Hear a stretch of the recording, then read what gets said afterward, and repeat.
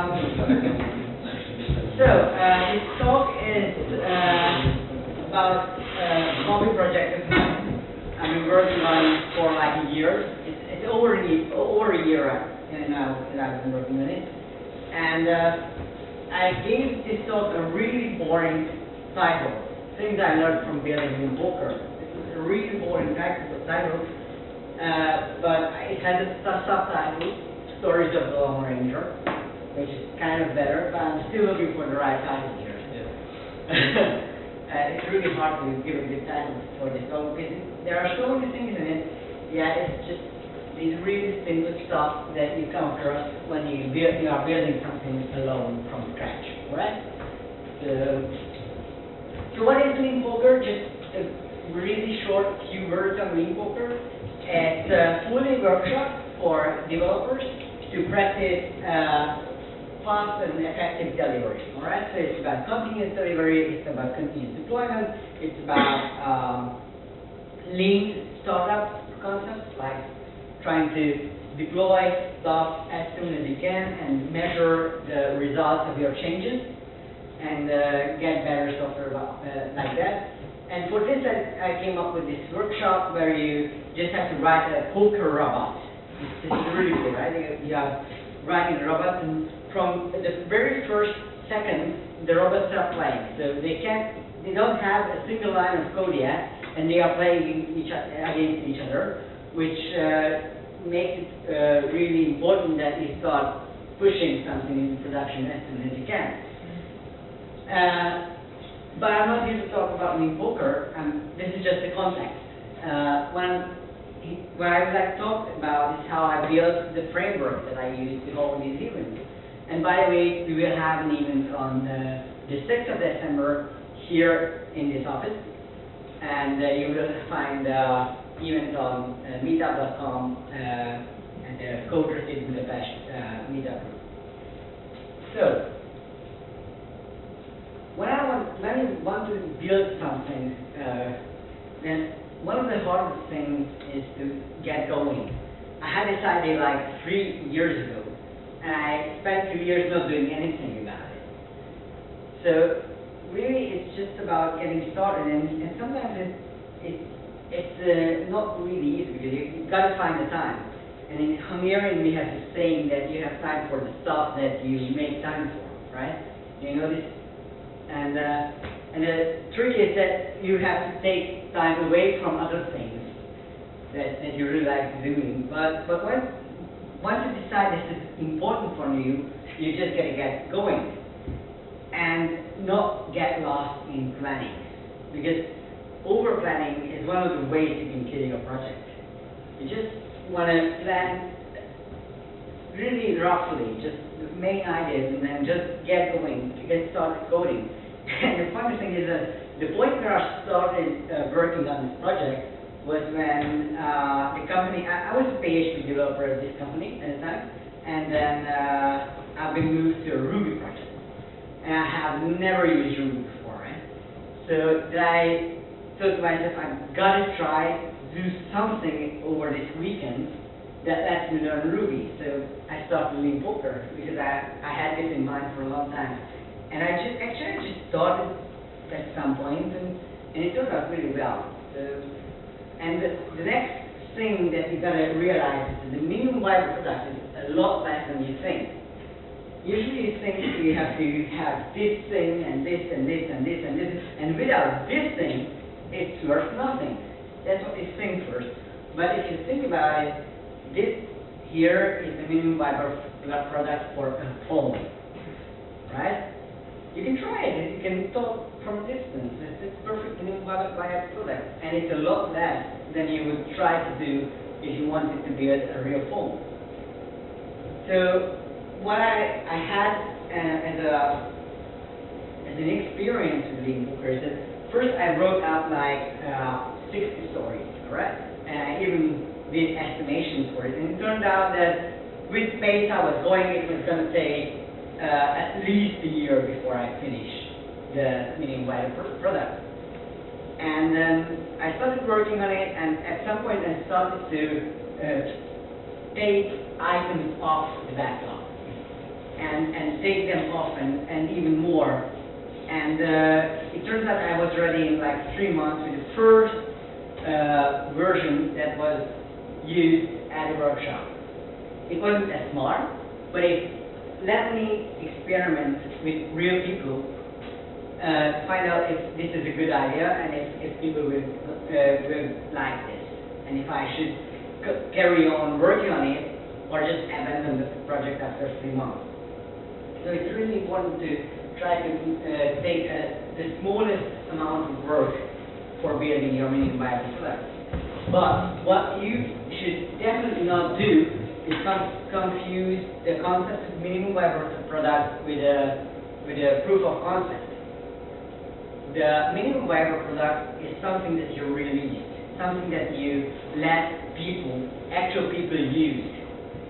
And you should measure the effect of your minimum viable product. You should measure how good it performed on your control group, alright? And with a proof of concept, it's just a technical experiment.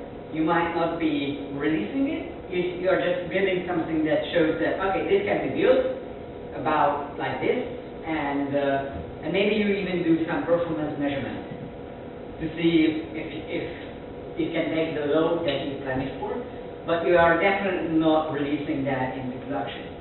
And the distinction is important because for a minimum viable product, you want to build something that actually works and people can enjoy using it.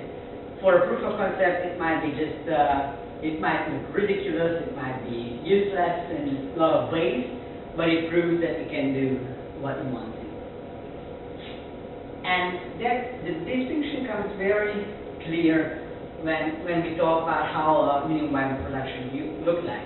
And the UI is probably the most important part of any minimum viable product. The reason I'm saying this is, is that the first time we had this Lean Poker workshop, about 2 days before this workshop, I had like no UI at all. It was just this robot that was capable of organizing this sit-down poker game. And it was enough in the sense that I could actually test that if there are robots, then they can play against each other. But then the last night I sat down and wrote a UI for that whole thing over just like two nights, I think, something like that. And the feedback I got from the people was that UI actually was the most important part of the product, because without the UI, it was really hard to understand what was going on with the robot. So they didn't have any feedback from the robot, and actually that's what made it enjoyable for them to play with this whole thing. So the thing is that you should display as much as you can, because displaying stuff is easy, and you should limit necessary interaction, meaning that you should make your winning web product so that people don't have to do too much. They can click here and there, but any input you receive from the user needs to be validated, and you have to do a lot of expensive stuff with input. And also it makes it harder for the user to get first impression of your product if you expect them to give a lot of input. So what you want to do is have a very minimal amount of input and a lot of information based on that input. Yeah, this talk is composed of these small sections, and the second section is about your time. And your time is a financial asset. Just like land is time, also money is time, and it's really true in many ways. So what you should take care is that you don't invest your time into things that don't matter at the beginning. For example, a build pipeline. It's really useful when you're working with a bunch of people, with a bunch of other people, to have a build pipeline, because you forget to run the test all the time. So that actually makes sense. Although if you have a large code base, then having having to run all the tests on your own machine can be a lot of time. So you might just want to run the test in the file that you are actually working on, and not run the whole suite. You want that to be on the build server. But in the beginning, when you have like tests that run in a few milliseconds, and you don't have any other people who may forget to run those tests, it's perfectly fine to not have a build pipeline. Also, architecture. Doing a lot of architecture planning can take a lot of time and may not pay off in the beginning. And most importantly, do not invest into tools at the beginning. For example, the database is something that most people start with connecting to the database, and it's really not necessary. Lean Poker was running without a single database behind it for a year.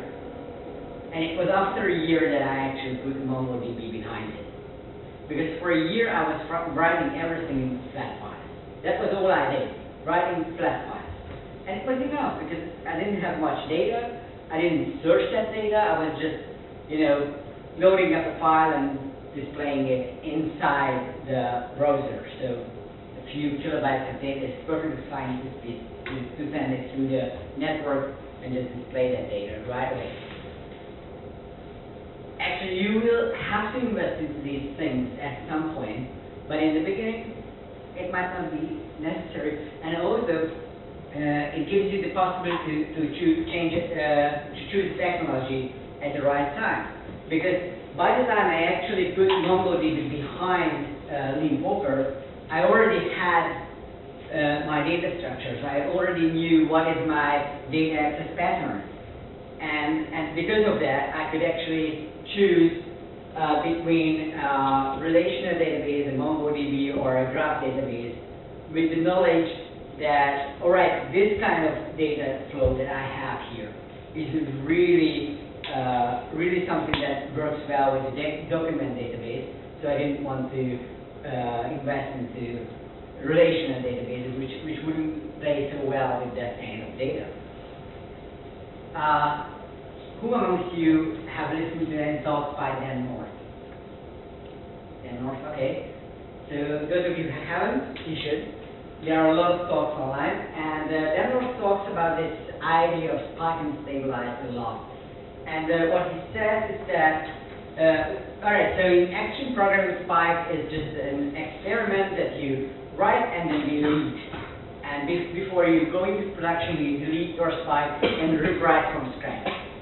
And Dan North's idea is that you do this spike, you actually do it in a manner that you feel kind of safe-ish about deploying it into production. You deploy it into production, look at it, and if it makes money, then you make it more money. And when you make it make more money, then you actually write tests for it. And if it doesn't make money, then maybe you try to make it money. Or if you actually gave up on trying to make it make money, then you just throw it away. And you haven't invested into a lot of things that you would have otherwise. And the way I did this in Lean Poker was, a lot of times I just wrote these large mammoth functions, like hundreds of lines long functions that don't have any for or each loops in them. They didn't have much ifs. It was just a sequence of operations, and it really just covered the hash path. And after that, I would just add some kind of checks. And for the first version, actually, it contained a lot of these really messy functions. And by the second even, I actually cleaned those up because I already knew that it was worth. And I started to grow this abstraction out of these code. And as I added the if statements and each loop into the code, I actually also started to move out classes. And within a few weeks, my code looked really clean. But at the beginning, I really didn't need this. Now, be aware that having these large functions, it only really works when you're alone. Because when you're alone, you can keep a lot of things in your mind. but when you are working together with someone else, it can break down these techniques. And another side note on this is that the reason I want to delay building those abstractions is that having the wrong abstraction is a lot more expensive than to have no abstraction at all.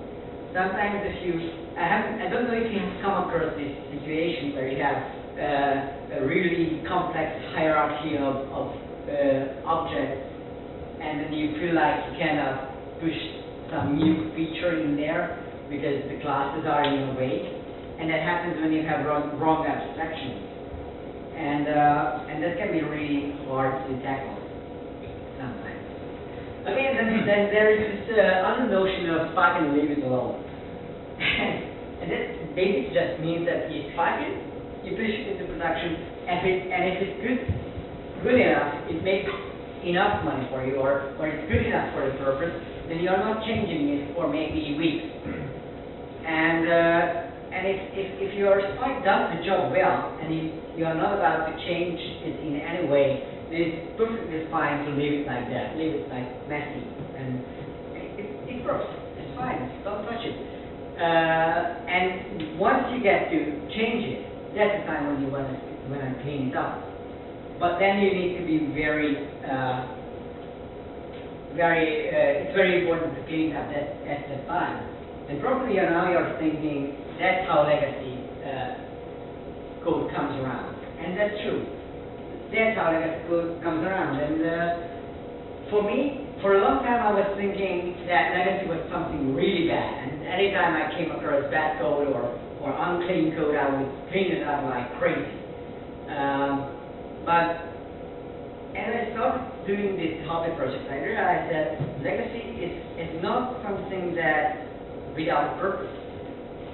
Sometimes you just want to write a bit of legacy, a few hundred lines of code maybe that looks like legacy, because at the beginning it's faster. It's faster for a short while. After that it breaks down and then you get into trouble, but in the beginning it can be fast. So the most important thing is that you don't take more debt, more technical debt than you can easily pay back.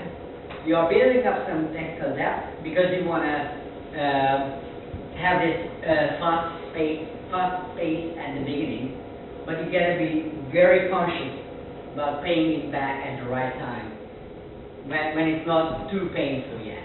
Because if you do that too late, then it's going to be painful, and it's going to be a problem for you. All right. Next thing is about automated testing. Let's get it out of the way, right? TDD is not dead. Whatever DHH said, it's not dead. But, and there is always a but, because TDD is a tool and it's not magic. It's not gonna turn everything into puppies, right? It's just a tool, and the most important thing about TDD is that it gives you this very short feedback loop. And that's what you want to get in the beginning, the short feedback loop. After a while, yes, it's important that it has documentation value. Also, it has this retention test side. But what's important in the beginning is the feedback loop. And if you can build up different feedback loops, then it's completely fine not to do things in time. For example, when I was doing the UI, which I mentioned that I did in actually two nights, my feedback loop was pressing F5 in the browser every time I changed something. And because the entire thing was just one screen with a lot of information, looking at it was like seeing red and green for me. When it looked fine, it was fine. When it didn't look fine, then I had to change something. I had to go back. It's the same thing as having a test suite. If you can just test it with a glimpse at the screen, then it's totally fine not to have that for a while. After, of course, when you get to the point where it's not just one screen, you gotta go back and write the test. But by that time, you might have validated your idea and made sure that you are actually working on something that's going to be important for the humankind. And for that reason, it's very important to separate your business logic from your integration, like UI integration, IO integration, stuff like that. So you want to have stateless business logic with a lot of immutable state objects, and you want to have these outer ring stuff like database and writing files and UI that is not tested in the beginning, but tested by looking at the application for a few seconds, and then the actual core logic that is probably the most important part of your application and it's most important to work well. You are going to do that in EDD. Okay, what was that? Yeah, that's what I'm talking about.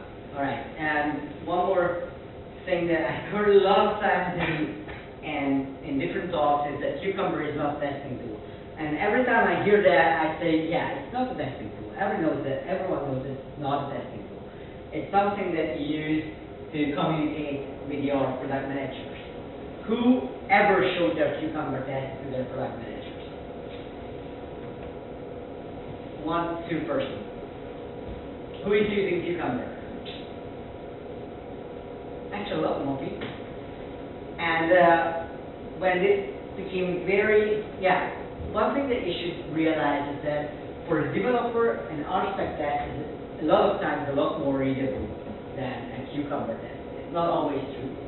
I have seen that were written in Cucumber and actually it made sense that it's in Cucumber, and it wasn't shown to product managers, and actually within the SI team, where they actually use it to have these tables loaded up with data, and it actually made sense there. But a lot of times it doesn't make sense, and people still try to push that on it, push Cucumber to use it for testing it. And it actually limits your refactoring opportunities. And when this last thing came very clear to me was that when I tried to write a Cucumber test for my Fokker Groupie module, and it looked like this. And I don't know about you, but I wouldn't think that any person with a right mind would read this and feel, oh, this is the case when they have, I don't know, what is this case? It was some really simple case. And then I was trying to write a better Cucumber test, and in the end I ended up with a 3-line test, and it really wasn't really useful to have it in Cucumber, so I just moved it into Architect. And I mean, it could have made sense if I wanted to show it to a product manager, but I was a product manager in this situation, and I understood the Architect test, so no reason to do that. Keep going. And when we talk about keep going, it seems again very obvious that once you start with something, you've got to keep going. But at some point, it might feel like Jerry in this situation.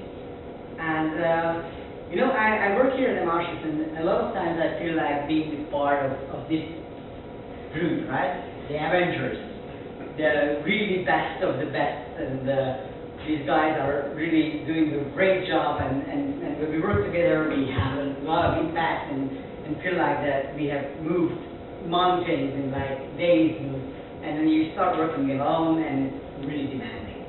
You feel like you get nowhere, sorry, and you just have like a few hours at night to hack around a bit between reading index and watching a movie. So it's really demanding to do that alone, and you don't feel that you are going with the right pace. And sometimes you just feel like giving up. You feel like, I'm not going to do this. It's a lot of work, and you just get depressed about the whole thing. And then you've got to take a few days off, and it's really hard. It's really hard to decide that I'm not going to do a single thing with this project for a few days. A lot of times I just sat next to my computer looking at the screen and doing nothing. and then after a while I just gave it up. And when I gave it up, that was the right decision to do, because there was even a point last December, just before Christmas, when I said, I'm going to stop this whole thing at home. There's no point in doing it anymore. And I just stopped it. I had a nice Christmas, and after Christmas I started working on this thing again. And when I started working on it again, I had again a lot of power, and it started to go a lot faster. And also this time was when my plan was to do an event in December, which actually didn't happen because I wasn't ready yet. And I decided to have an event in January. And I felt really, really close. And when you are feeling really close, it's even harder to just stop. You really feel like it would just a few more hours. I just gotta put in that few more hours, and you just don't, because you're tired. You gotta have a rest. Okay. So Linkwater is an open source project, and for a while I was trying to get people involved into this project. And actually I even talked about this project here at the Ruby meetup about a year ago. Who remembers that, when I actually went on it, right? So I promoted the whole project at a lot of places, and then only a few people showed up to help me.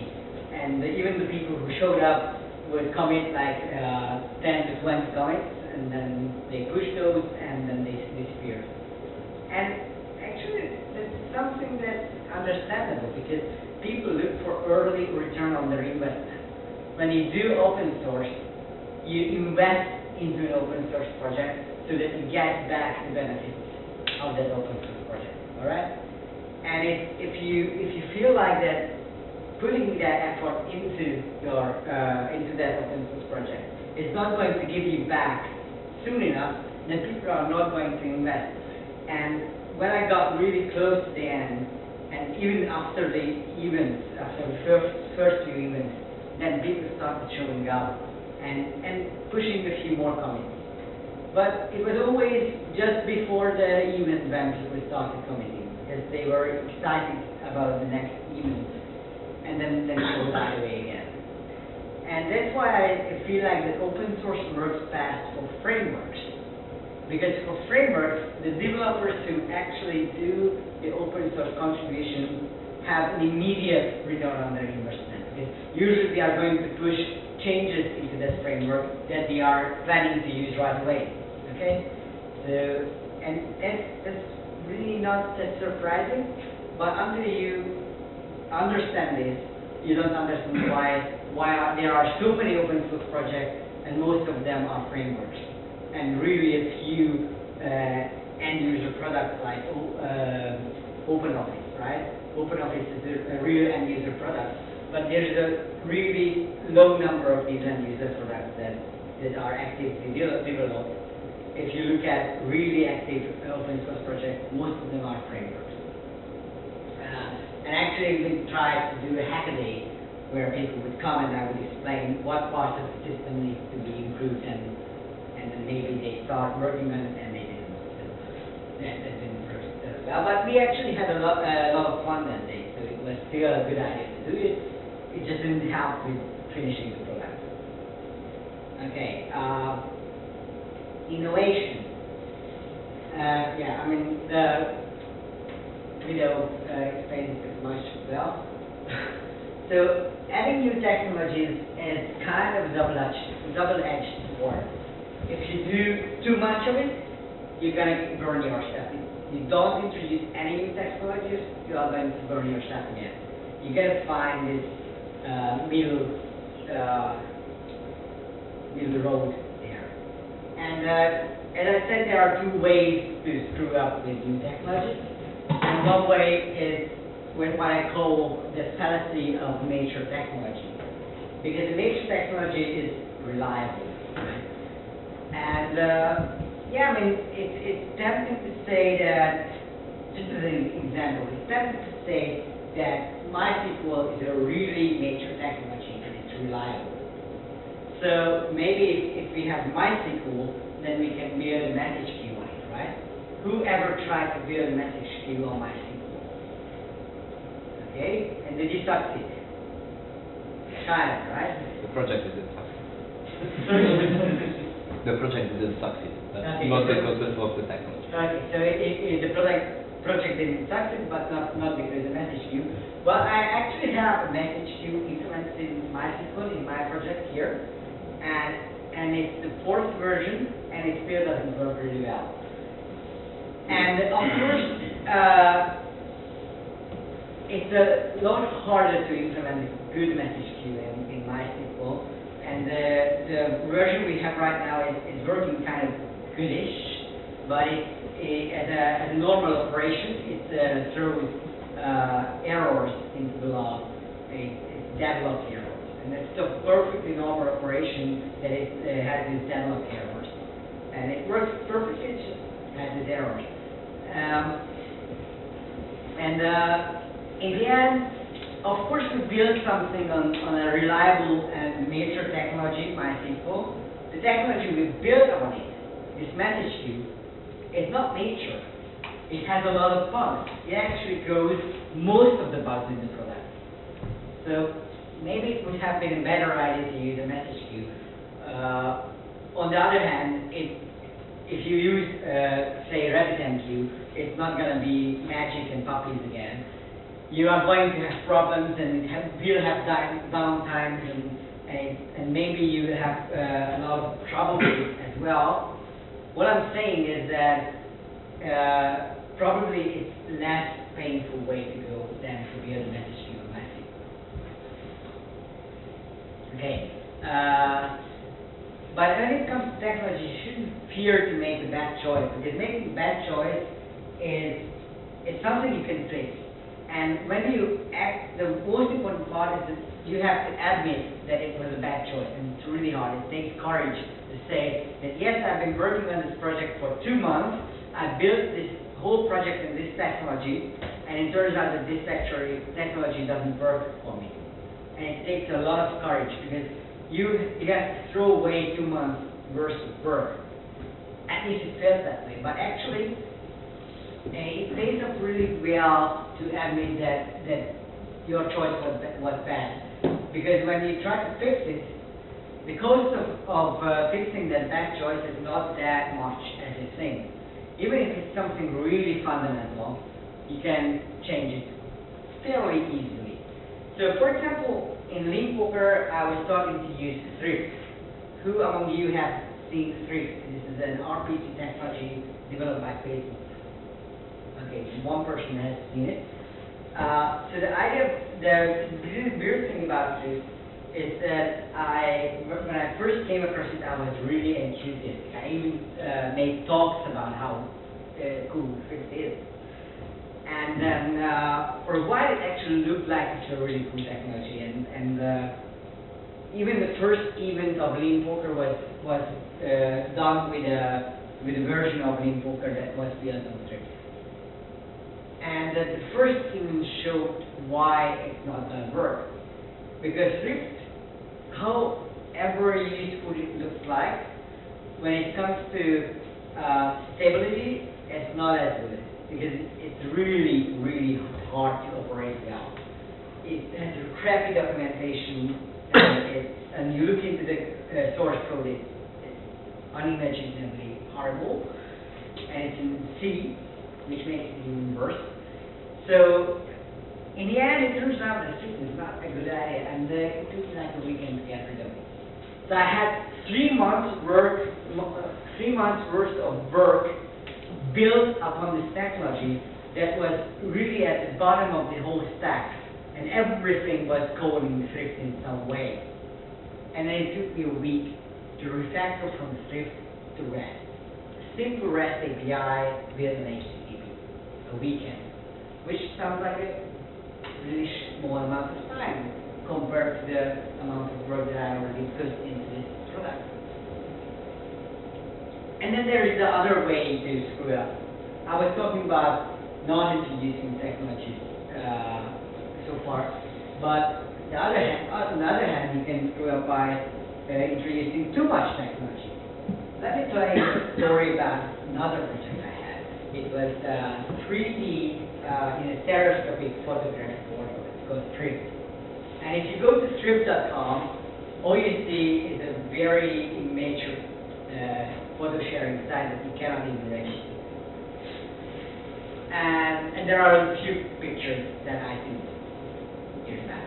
And the problem there was that I decided to go with an entire new stack, new database, new language, new MVC framework. Everything was absolutely new to me. And at first it looked like magic, and I really liked it, and I was like this. I was really happy that I started this project, and everything was happy and good, and then after a while I was really, really sad.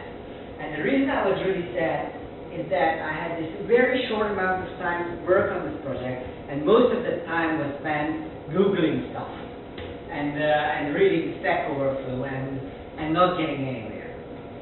So the important lesson here is that when you introduce new technologies, you should do it one by one. One thing at a time. Don't overwhelm yourself with an entire new stack, because then you're going to be unhappy about it really soon. And when you actually do choose the technology, it's important that you choose the right technology. And with open source projects, it's relatively easy to good technology. Look at the documentation. If the documentation is good, that's a good point. And it's even more important to search for the actual technology on Stack Overflow. Because if you have a lot of questions about technology, that means that there is an actual community behind this technology. You can ask people about problems, because every technology has problems. Every technology needs to be learned. And when you are trying to learn technology, you want to have someone to go to ask those questions. So if you look at Stack Overflow and you see a lot of solved questions, that's a good sign. If it's just a few hundred hits, then don't even bother using that technology, unless you feel really hipster and you want to use something really new and want to be the first one to use it, but then don't expect results from your project. Okay, the last thing I want to talk about is microservices. What you might realize about this whole thing is that here we have croupier that actually runs games with players, and the players are written in various languages. So the only way they can communicate is through some kind of internet protocol, which in this case is was Swift and is HTTP now. And so this is like a microservice architecture, right? A lot of small services working together. And the first plan was this. I would have a croupier that runs the game. I would have a receptionist that would handle the incoming join request. So the players would send a join request to the receptionist. The receptionist sends those requests to the croupier, which would run the whole game. And this would be the front end of the whole system. And the first version was this. And after a lot of work, I realized that I don't really need this receptionist first. So I removed it. It was just replaced with a simple configuration file that I'm going to show you. So basically what I would do at the beginning of every league poker is to go around with each team, ask them their GitHub repo and the name of the team, and I would just set it up in a file. And then the croupier would use this setup file to run the players, which would run on the laptops of the team. So I would have a laptop that runs the croupier, and then we would have the different players and the different laptops of teams, so that the teams can easily deploy their players. That was the first idea. Now, what I learned from the first version is that internal Ruby DSLs are really, really cool. I mean, look at this thing. It's really simple. You just have tournament, you set up the log file, And then you just set up each disk layer with the name and the name of the directory in which I have this layer. That was it. That was everything I needed to run the game. The only thing was, it was really slow, but I will get to that. So the next thing I learned was that services are not components. And it's a really easy thing to do wrong when you start using little services, is that you start thinking about these services like, as if they were components, like libraries. And the thing is that when you have components, you would organize those components around reasons to change. And when you have services, they should be organized around resources. And this is a really vague thing to say, but the idea here is that when you have these components, they should really be tiny, and every reason to change should affect only one component, whereas it might affect multiple services. And services should be organized around resources like a database table or computation as a resource, stuff like that. Then the other thing that I learned here was that I gotta be aware of the network overhead. The first event of Lean Poker was really funny because it took half an hour for a single sitting of the tournament to happen. Because it turns out that when you have a lot of laptops in one room, these are all joined to the same Wi-Fi, then the Wi-Fi is going to be really, really slow. So it took like a second for every single round trip of messages to execute. And since I also made the mistake of having this fine-grained tiny function calls, like the component style architecture, you have this little function calls to object. I had this little function call that was running to services. And as long as every single service was running on my laptop, it was fine. There was no problem. It ran really fast. The minute I put those services out into different laptops, communicating through Wi-Fi, it slowed down dramatically. It was useless. So the way to solve this actually is to have these larger chunks of data sent through the HTTP channels, like document-sized data. Not every single change one by one, but take a bigger chunk of changes and send it at once, like a document of changes. And also, services should be stateless. The first version was building on these little tiny messages, and each player has to maintain their own state and remember what kind of changes took place during the game, like what cards I received, how much each of the players passed. You would have to keep all these states in mind, and it led to a lot of bugs, and it made it really hard for the players, to the teams to influence players, because they had to go into this problem of keeping the state around. So instead of sending these little events, I changed the architecture to send full state every time. So the only time a player gets a message right now is when they have to bet. I send the entire state of the game as a JSON document, and what I'm expecting back is the number of chips the player is going to bet in this round. And this works a lot better, it's a lot faster, and it's actually a lot easier for the players to implement this. Because this way, it's just a pure function. You get in JSON data structure and you return a number. You don't have any state anywhere. It's really easy to do it like that. And it's also very important that every data should have a single owner, instead of having a lot of services that each keep track of the same data. You should have one service that knows the data and distributes it to everyone else.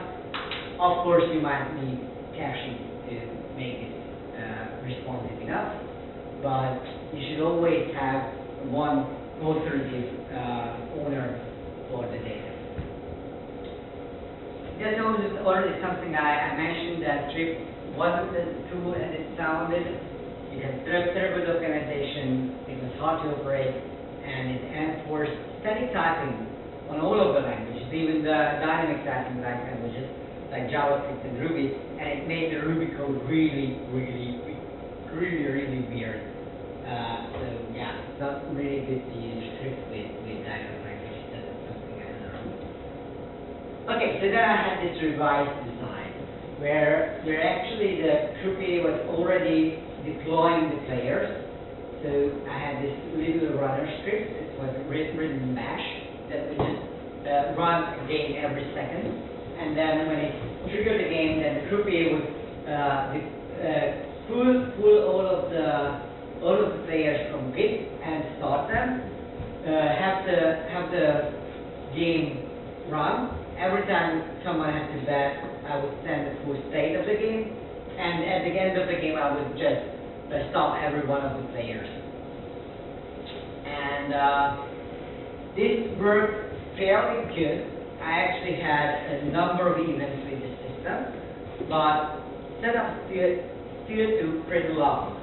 To set up like a 14 game, it took me like 30 minutes.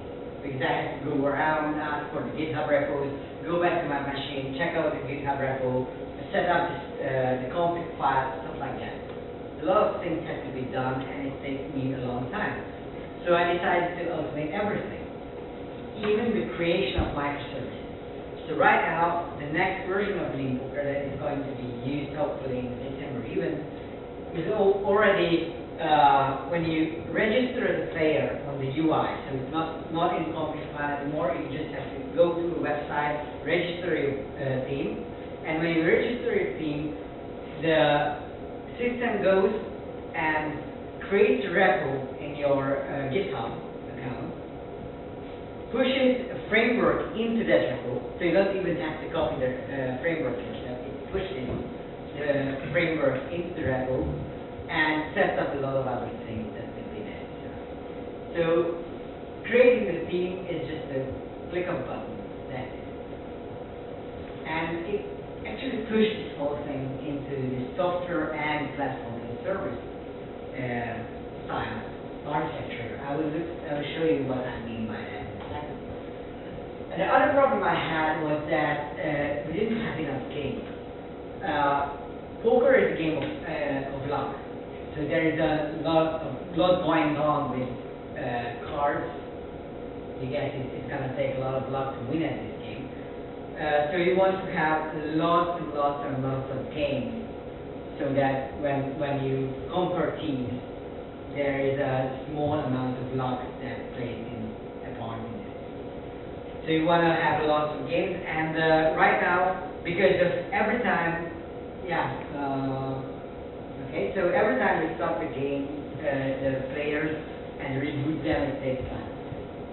And I want to run these things in parallel, so what I want to do is move this whole thing into cloud, because I don't want to pay for a high-grade, production-grade hardware all the time. I want to pay for that only when it's actually running, when I have events. So I would move this whole thing into cloud, and I would have parallel runs, lots of games going on at the same time. And also, over 90% of the time was deploying the players. So, like, I had 1.5 minutes for a single sit and go, and it was like 5 seconds to run the sit and go, and the rest of the time was spent pulling code from GitHub and starting and stopping the players. So it was a huge waste of time to do this stop the board deployment.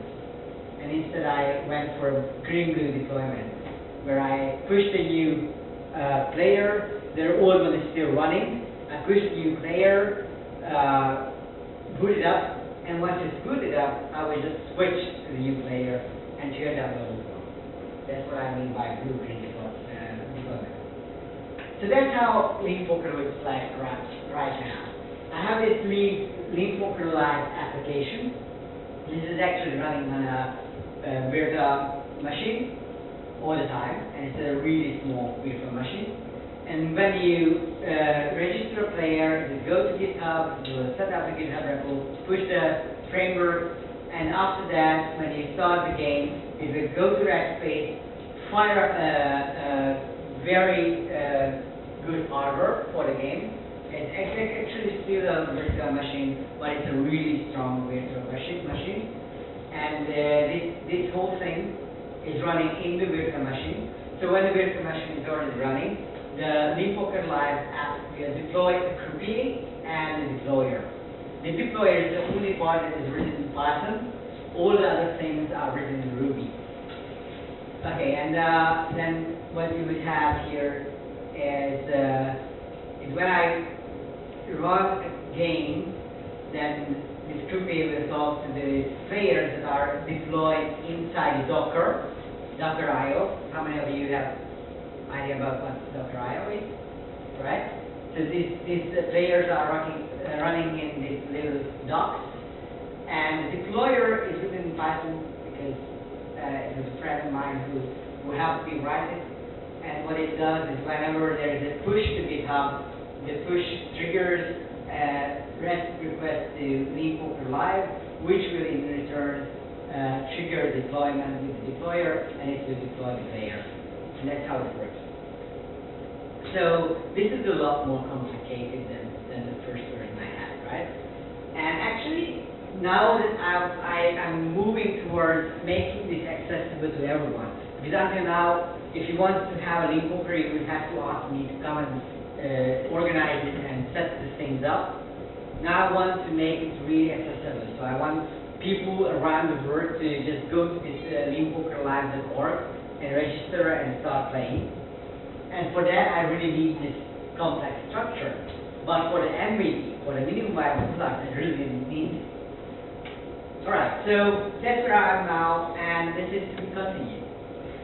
Because I'm still working on this. But I thought it was the right time to talk about the things I learned already. And actually, this is time to ask questions.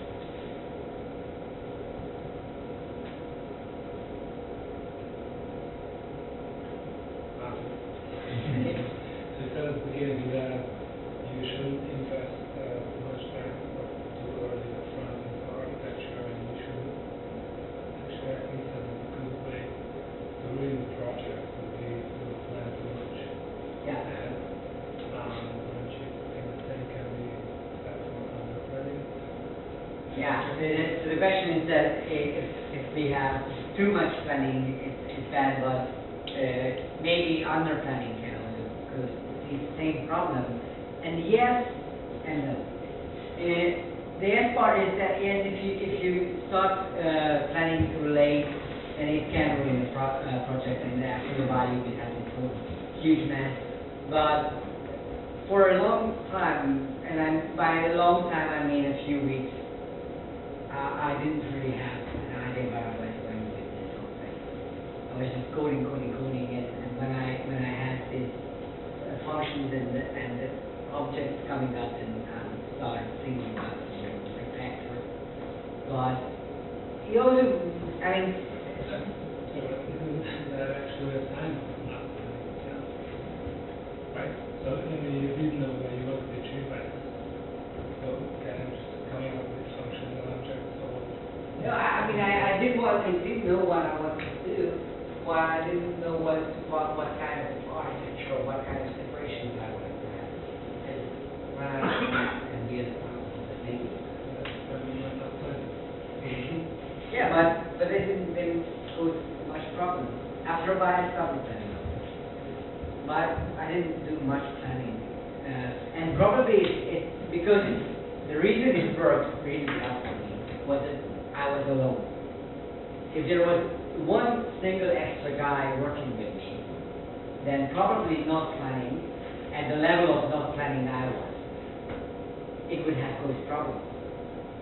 And I did plan after a while, and I did plan some parts of the system, but And actually, this last thing that I showed you here, I can go back like this.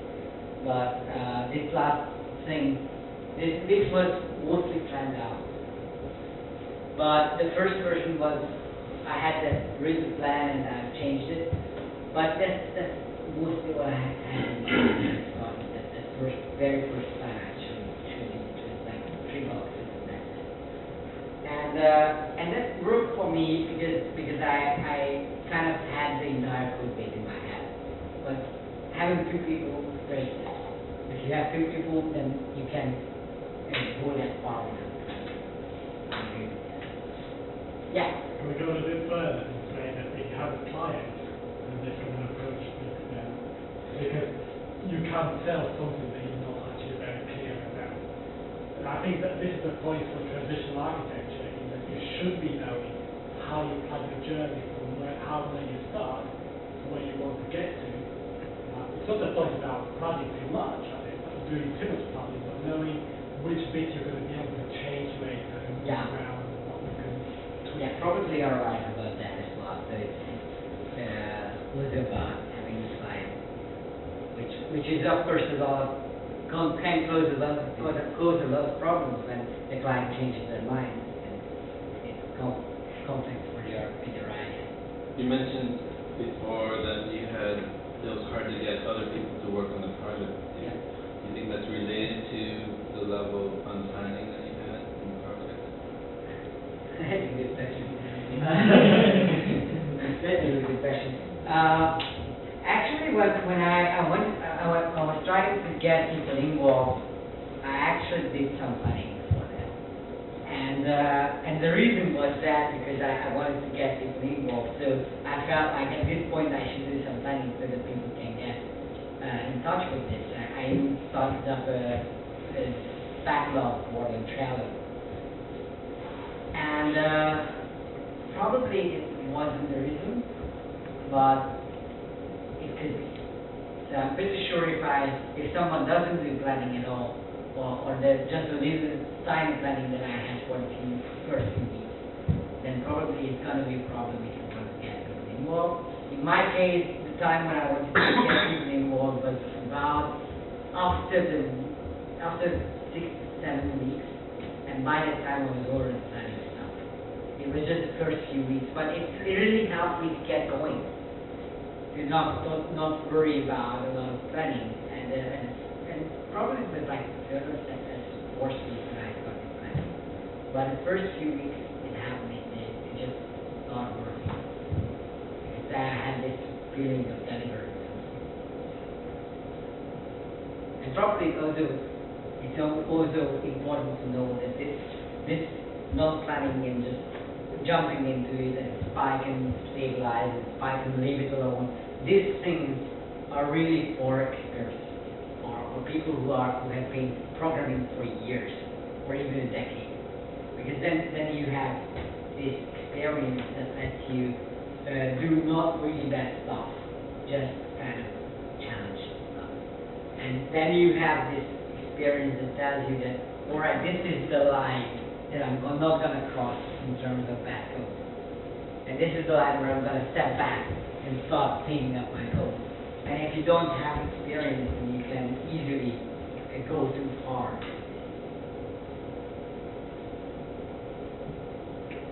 Any more questions? Yeah?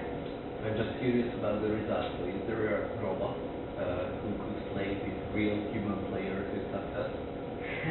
Well, actually, you have like 8 hours each with the poker robots, and these poker robots are really, really tough. So they can play against each other, and actually it can end up really, really funny when different teams have good results at the beginning and others getting over them. Actually, I can show you some graphs or charts if you're interested. But in terms of playing against humans, these robots are not really good. Would it even be a fair comparison? Sorry? Would it even be a fair comparison? Yeah, that's Poker is a much different experience for Sure. everyone. Yeah, but actually there was a very interesting thing last time we did this team poker. it was at Freddy, and there was a team who, they had one guy in the team who is really good at poker. He was really experienced in poker. And what he did was to build a monitoring tool that would tell him how aggressive the other teams are. So he actually had logs and statistics about the other teams, numbers that would clearly indicate what kind of gameplay you want to do against that player. And he actually customized his robot every time someone has changed their robot. Because after a few rounds, it was pretty obvious for him what kind of game that other robot is playing. And then he would just tweak a few numbers inside his program. And for each robot, he had just one extra statement. If this robot is playing against me in a heads up, that's what I'm going to do. And they won like crazy. They won the game in a few, actually in the last hour they won the game. Because in the first few hours they were really behind. Because they were not doing an MVP, they were building something really simple, and then they were spending the time with monitoring. And when it paid off, it paid off really well, because they just had this crazy race at the end where they just won the game. That's very interesting. It's a good example of the whole point of view. Yeah, that's actually a really fun thing. That the whole point of the event is to teach lead, and most of the time it works really well because people don't know poker most of the time, and they don't come up with this kind of strategy. But most of the time they just play around, and it really simulates really well. And out of the probably it was about 8 events that I already had, and out of the 8 events, only one was like this. The other 7 was a really good example of leading, where people were trying to do real stuff and measure. You don't know the principles you compare it to real life. So you come in with lean and you try to build a product. Somebody else comes in very late in the game with a full feature thing that knows about the work actually. Yeah. Just everything right. Yeah. But it can also happen in real life. But, yeah. Okay. Any more questions? No? Then thank you very much. And please stick around for a few more beers if we have. And I don't know if we have pizza, but let's talk a bit and socialize. And I hope that you will come next time as well. Yeah, just some closing remarks, if I may. First of all, thanks for the 2 presentations. Now, it's only explained my name, so some people now understand but cannot explain, right? So the plan, now we know that David doesn't like to work alone. We gave him a team here, so now he can work with people. But why I wanted to do the closing remarks, because I forgot in the beginning to promote the other meetup that we are starting, which is the craft meetup, which talks lots of the stuff that David was talking about, what comes around software development, deployment, continuous delivery, stuff like that. The first event is expected to come in January, right? Yeah, that's the plan. So, yeah, claps for David as well.